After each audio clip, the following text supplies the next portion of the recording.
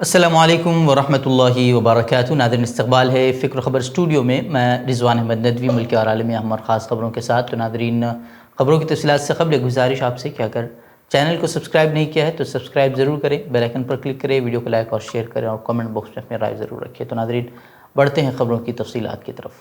خبر سے سعودی عرب پہنچنے والے لاکھوں عازمین مناسک حج کی ادائیگی میں مصروف ہیں۔ مینا میں عازمین حج کی آمد کا سلسلہ بھی جاری ہے۔ عازمین حج آج رات مینا میں خیموں میں قیام کریں گے۔ عازمین کل میدان عرفات روانہ ہوں گے، خطبہ حج سنیں گے۔ خطبہ حج ہر سال کی طرح مسجد نمرہ سے دیا جائے گا۔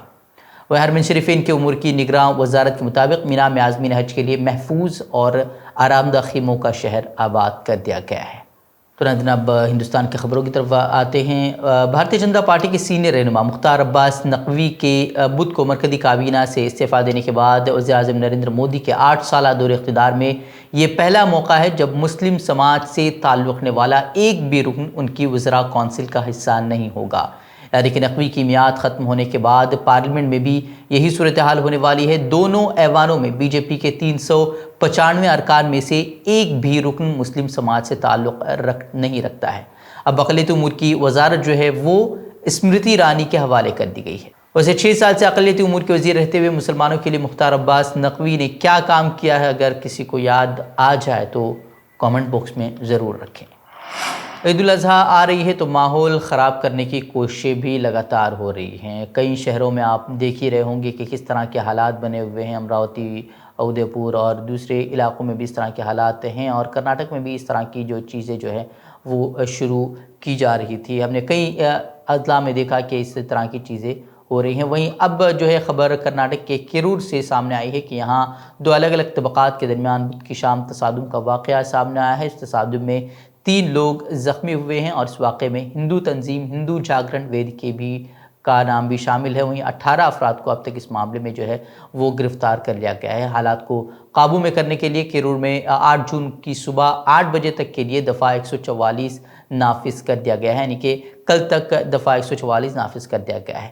وہیں تشدد میں دکانوں اور گاڑیوں میں توڑ پھوڑ کی گئی ہے، اور ایک بائک کو بھی آگ لگا دی گئی ہے۔ وہیں پولیس نے بتایا کہ حالات کو قابو میں لانے کے بعد احتیاطی اقدام کے طور پر جمعے تک بڑے اجتماعات پر پابندی لگا دی گئی ہے۔ اسکول اور کالج آج ویسے بھی بند ہیں، اور قصبے میں کل تک بڑے اجتماعات پر پابندی عائد کر دی گئی ہے۔ ویسے میں ایسے جو حالات ملک میں ہو رہے ہیں تو مسلمانوں کو ہوشیار رہنے کی ضرورت ہے، خاص کر ذمہ داران اس تعلق سے فکر ضرور کریں، کیونکہ جلد ہی عید الاضحیٰ آنے والی ہے، تو اس لیے شرپسند ویسے بھی ماحول کو خراب کرنے کی کوشش کر رہے ہیں، تو اس تعلق سے اور زیادہ فکر مند رہنے کی ضرورت ہے۔ ویسے جمعیت سدبھاونا منچ جمعیت علماء ہند کے زیر اہتمام مدنی ہال واقع صدر دفتر جمعیت علماء ہند نئی دہلی میں سدبھاونا سمیلن کا ایک اہم اجلاس منعقد ہوا۔ اجلاس کی صدارت مولانا محمود مدنی نے کی۔ اس میں کئی دھرم گروؤں نے شرکت کی۔ سبھی نے مشترکہ طور سے ملک کی موجودہ صورتحال پر تشویش کا اظہار کیا، اور کہا کہ آج کے حالات میں ہندوستان کی مشترکہ تہذیب کی حفاظت سب کی ذمہ داری ہے۔ آج ملک میں نفرت پھیلانے والی طاقت سرگرم ہے، اور امن پسندوں کو کنارے لگایا جا رہا ہے۔ اس لیے یکجٹ ہو کر یہ دکھانا ہوگا کہ جیت ہمیشہ امن کی ہوگی۔ وہیں سرو دھرم سنسد کے نیشنل کنوینر گوسوامی سشیل جی مہاراج نے کہا کہ آج بھارت ایک ایسے موڑ پر ہے جہاں اس طرح کے پروگرام کی پہلے سے کہیں زیادہ ضرورت ہے۔ آج کل ٹی وی پر جو بحث ہو رہی ہے اس پر شدید غم و غصے کا اظہار کرتے ہوئے انہوں نے کہا کہ میڈیا نے سماج میں زہر گھول دیا ہے، جس سے دیش میں فرقہ پرستی کا ماحول خطرناک حد تک بڑھ گیا ہے۔ لیکن یہ یاد رکھیں کہ جو لوگ دیش کو توڑنا چاہتے ہیں وہ کبھی کامیاب نہیں ہوں گے۔ یہ بھارت سب کا ہے اور ہمیشہ سب کا رہے گا۔ وہیں جمعیت علماء ہند کے صدر مولانا محمود مدنی نے اپنے صدارتی خطاب میں کہا کہ یہی بھارت کی آتما ہے جس کی وجہ سے ہم سب یہاں جمع ہوئے ہیں۔ آج جو حالات ہیں اس کا نقصان کسی ایک کمیونٹی کو نہیں بلکہ پورے ملک کو ہوگا۔ انہوں نے کہا کہ نفرت کا جواب نفرت سے نہیں بلکہ محبت سے دیا جا سکتا ہے۔ حال ہی میں جو واقعات ہوئے اس میں نفرت کا جواب نفرت سے دیے جانے کی کوشش کی گئی، جو کہ انتہائی افسوسناک ہے۔ نہ اسلام اور نہ انسانیت میں اس کی کسی بھی طرح کی کوئی گنجائش۔ وہیں گزشتہ روز بی جے پی حکومت نے LPG سلنڈر کی قیمت میں 50 روپے کا اضافہ کر کے عوام کو ایک اور بڑا جھٹکا دیا تھا، اور اس اضافے کے ساتھ ہی جو گیس سلنڈر کی قیمت ہے وہ 1053 روپے تک ہو گئی ہے۔ वहीं मरकजी की मोदी हुकूमत से महाराष्ट्र प्रदेश कांग्रेस के सदर नाना पटोले ने सवाल किया कि मुल्क में कितने लोग इतना महंगा गैस सिलेंडर खरीद सकते हैं। उन्होंने कहा कि इस इजाफे के साथ ही मोदी हुकूमत का नया नारा न खाने दूंगा और न पकाने दूंगा बन गया है। वहीं घरेलू गैस सिलेंडर की कीमत अब बढ़कर 1053 हो गई है। 2014 में कांग्रेस की क़यादत वाली यूपीए हुकूमत के दौरान यही गैस सिलेंडर 450 रुपये में दस्तियाब था। आवाम की सहूलत को मद्देनज़र रखते हुए मनमोहन सिंह की हुकूमत आवाम को सब्सिडी दे रही थी, लेकिन मोदी सरकार ने ये सब्सिडी भी बंद कर दी है। अमरावती में केमिस्ट उमेश कोले की कत्ल मामले में गिरफ्तारियों का सिलसिला जो है वो लगातार जारी है। वहीं अब नागपुर गेट पुलिस ने छायानगर में पीएफआई के ज़िली सदर सुहेल अनवर के घर पर छापा मारा है और पूछगछ के लिए उन्हें अपने साथ ले गई है। बताया जा रहा है कि अमरावती में केमिस्ट उमेश कोल्हे के कत्ल की तहक़ीक़ात के सिलसिले में ये गिरफ्तारी हुई है। ताहम पुलिस की जानिब से अब तक इस बात की तस्दीक या तरदीद नहीं की गई है। पुलिस ने अभी तक ये वाज़ेह नहीं किया है कि उन्हें क्यों गिरफ्तार किया गया है। वहीं इस दौरान एनआईए टीम भी नागपुर गेट थाने पहुंच गई है। एनआईए टीम सुहेल अनवर के बारे में मुकम्मल मालूमात हासिल कर रही है। तो जो अमरावती में मामला पेश आया और जो उदयपुर में मामला पेश आया, उसके बाद एनआईए लगातार सरगर्म है और इस तरह की गिरफ्तारियां हो रही हैं और इस मामले को पूरे जो है दहशतगर्दी से जोड़ दिया जा रहा है।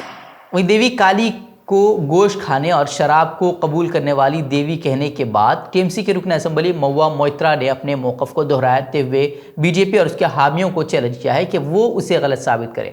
एक निजी मीडिया चैनल से बात करते हुए मोइत्रा ने बुध को कहा कि वो अपने बयान पर कायम है और बीजेपी को अपने दावे को गलत साबित करने का उन्होंने सीधा चैलेंज पेश किया है। उन्होंने एक इंटरव्यू में कहा कि मैं बीजेपी को चैलेंज करती हूं कि मैं जो कह रही हूं उसे गलत साबित करें। बंगाल में जहां भी वो मेरे खिलाफ मुकदमा दर्ज करेंगे, वो 5 किलोमीटर के फासले पर एक काली मंदिर देखेंगे जहां देवी की पूजा गोश्त और शराब से की जाती है। उन्होंने कहा कि मैं देखना चाहती हूं कि वो मेरी रियासत में मेरे खिलाफ कार्रवाई कैसे शुरू करते हैं। सहाफ़ी मोहम्मद ज़ुबैर की गिरफ्तारी का मामला जो है वो अब बैनुल-अक़वामी मौज़ू बन चुका है। जर्मनी की वज़ारत ख़ारजा ने भी बुध को ऑल्ट न्यूज़ के शरीक बानी मोहम्मद ज़ुबैर की गिरफ्तारी पर तबसरा करते हुए कहा कि प्रेस की आज़ादी की अहमियत बाकी दुनिया की तरह हिंदुस्तान पर भी लागू होती है।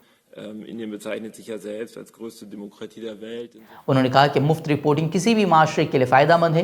तर्जुमान ने भी कहा कि पाबंदियाँ तशवीश का बाइस हैं। सहाफ़ियों को उनके कहने और लिखने के लिए सताया और क़ैद नहीं किया जाना चाहिए, इस तरह की बात उन्होंने कही है। वहीं अब एक और जो है इस पर पेशरफ्त हुई है कि सुप्रीम कोर्ट जो है वो कल फैक्ट चेक करने वाले मोहम्मद ज़ुबैर की ज़मानत और मजहबी जज्बात को ठेस पहुँचाने के इल्ज़ाम में सीतापुर में उनके खिलाफ दर्ज मुकदमे को मनसूख करने की दरख्वास्त पर समाअत करेगा। वहीं उनके वकील मोहम्मद ज़ुबैर के वकील कॉलिन गोंजाल्वेस ने फौरी तौर पर फहरिस्त साजी के लिए ये भी दलील दी कि उसके ख़िलाफ़ उन्हें जान से मारने की भी धमकियाँ दी जा रही हैं। लोगों ने कहा है कि उसे मार डालेंगे, हम उसकी हिफाजत के बारे में फ़िक्रमंद हैं। इस तरह की बात उन्होंने सुप्रीम कोर्ट से कही है। तो उसके बाद जो है सुप्रीम कोर्ट कल जो है वो उनकी समाअत के लिए तैयार हो गया है। वहीं ऑल्ट न्यूज़ की शरीक बानी मोहम्मद ज़ुबैर ने जुमेरात को सुप्रीम कोर्ट से रुजू किया है, जबकि इलाहाबाद हाई कोर्ट ने एक ट्वीट के सिलसिले में उनके खिलाफ पहली मालूमाती रिपोर्ट को मनसूख करने से इनकार कर दिया था, जिसमें उन्होंने 3 हिंदुत्ववादी पुजारियों को नफ़रत फैलाने वाला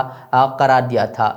दरअसल 3 जो पुजारी हैं, यति नरसिंहानंद, सरस्वती, बजरंग मुनि और आनंद स्वरूप को गुज़िश्ता चंद महीनों में मुसलमानों के बारे में इश्तिआल अंगेज़ बयानात देने पर नफ़रत अंगेज़ तकरीर के मुकदमात उन पर दर्ज किए गए हैं। उसके बावजूद उन्हें नफ़रत फैलाने वाला कहने पर जो है वो मोहम्मद ज़ुबैर को गिरफ़्तार कर लिया गया है।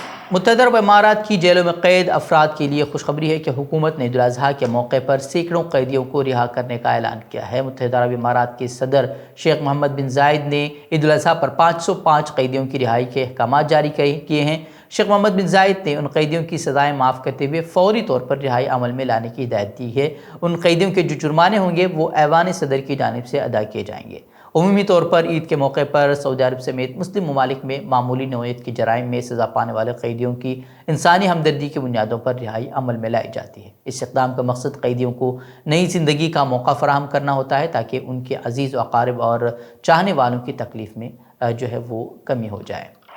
श्रीलंका में माशी बहरान पर काबू पाना मुश्किल होता जा रहा है। लगातार बढ़ रही महंगाई से आवाम बेहाल है और बुनियादी ज़रूरियात की चीज़ें भी अब बड़ी मुश्किल से ही मिल पा रही हैं। कई कुंबों के लिए खाने का इंतज़ाम करना भी मुश्किल हो रहा है। बुनियादी ज़रूरियात की चीज़ों की मुल्क में ज़बरदस्त क़िल्लत से लोगों की परेशानी बढ़ती जा रही है।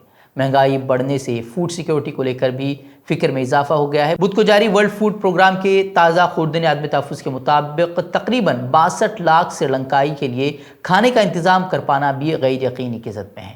ورلڈ فوڈ پروگرام کے تازہ خوردنی عدم تحفظ جائزے کے مطابق سری لنکا میں 10 میں سے 3 کنبے اس بات کو لے کر غیر یقینی کا شکار ہیں کہ ان کا اگلا کھانا کہاں سے آئے گا۔ اقوام متحدہ کی خوردنی راحت ایجنسی کا اندازہ ہے کہ سری لنکا میں گہراتے معاشی بحران کے درمیان مزید کئی لوگ اس لسٹ میں شامل ہوں گے جنہیں مقوی غذا اور بنیادی چیزوں کی کمی کا سامنا کرنا ہوگا۔